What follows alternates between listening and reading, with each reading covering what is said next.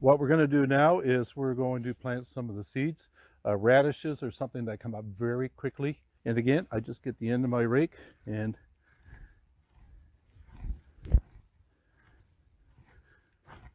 just kind of make a little trench. And we open it up, and I always put a crease in the middle of the package like that. There's our seeds. And then basically I just tap it, and you can see them falling into the trench. You can notice I did not put a lot of seeds in there.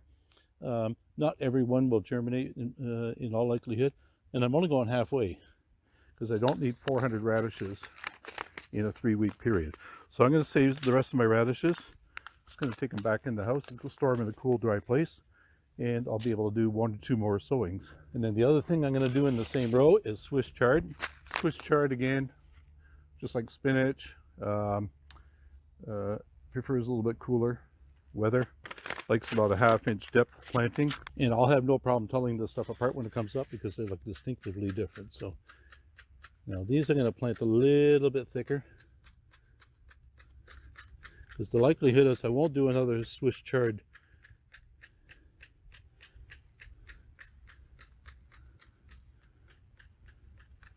I find that they're a little harder to germinate than the radishes.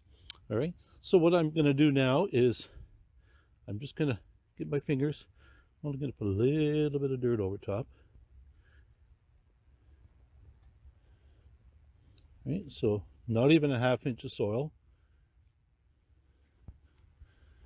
And just lightly with my hand press it down a bit.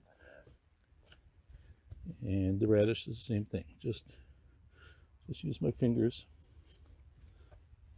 Now, if somebody's doing this in the ground as opposed to in a raised garden, then you're just going to use a garden rake and just lightly rake it down. Then often what we'll do is we'll make a little spot. If we're done the package, I'll just bury the package. Nothing better than fresh snow peas out of the garden. And again, you like to harvest them when the weather is still cool. So again here, I'm just going to work this garden to loosen it up just a little bit. There's different varieties of peas. There's shorter ones. There's really tall varieties. The tall varieties are going to require a trellis or string, something to hold them up. I prefer the shorter varieties. And the snap peas, sugar snap peas or whatever in the spring. Quick crop. Once they start flowering, they'll pod and flower for about 3-4 weeks, and then the crop is finished. You'll be ripping them out of the soil after that, and then you can put another crop in yet. So the peas can go down probably about 1 inch. It's a fairly good sized seed. And in a garden like this, I can only put 2 rows in. Because if I put something in the middle, the peas are going to overpower the plants. The advantage too of having soil that's very high in organic matter, watering is probably half of what you would have to do in a regular garden, because all this peat moss and compost really holds moisture, and anything that holds moisture also holds nutrients. So if you had a real sandy soil, a lot of rain, a lot of your nutrients going to wash down, way down to the point where the plants can't get it anymore. But if you have organic matter, it absorbs it like a sponge and hangs on to the water and the nutrients, and your plants do much better. So I've got 2 packages of snow peas here called Oregon Sugar Pod 2. And they're the ones that are really sweet, but you don't let the peas pod, or you don't let the pods on the plants enlarge to the point where the peas are large, because then they get too woody already. You want to, as soon as the pod is long enough and it's still relatively flat, that's when you pick them. And I'm going to plant these about 2 inches apart.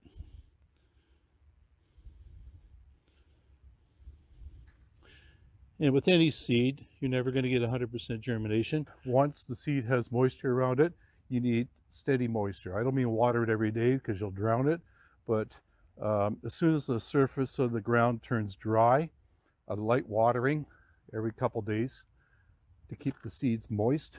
Then the seeds will sense that there's moisture around the plant all the time, and then they'll germinate very quickly. If it gets a little bit dry in between, the seed shuts down again, and sometimes it'll resprout again if the moisture content is good.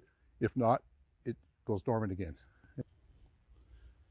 I'll get a garden hose and a little spray nozzle, and I'll just slowly go over the row once, them back once. That's sufficient, again, to keep the moisture down. It's nice and moist down here right now.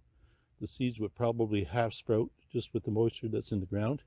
If I got 1 or 2 rains this week, I wouldn't even have to bother. So what I'll do is, once my plants are about this big, just before they start to run, I put a tomato cage in the ground, and I put them almost beside each other, touching, and the peas will all wind themselves through the tomato cage, and then when it's done, I pull the whole cage out, shake all this stuff off, and I'll use it for something else. That way, if you put stakes in, you put string in, if you get a big windy day or something like that, sometimes it all blows over. So a good heavy-duty tomato cage, get to use it for 5-10 years. This one I put a little bit more soil on than I would have on a real fine seed, because it's a bigger, you know, if the package doesn't tell you the depth, usually it will on the back of the package, but if it doesn't say how deep to plant it, generally you want to go at least 2 to 3 times the thickness of the seed. And a carrot, if you let them dry out a little bit on top, they're done for, because there's not enough nutrient in that seed in order for it to half sprout, shut down, and then go again. So once it sprouts a little bit, you want to keep it going.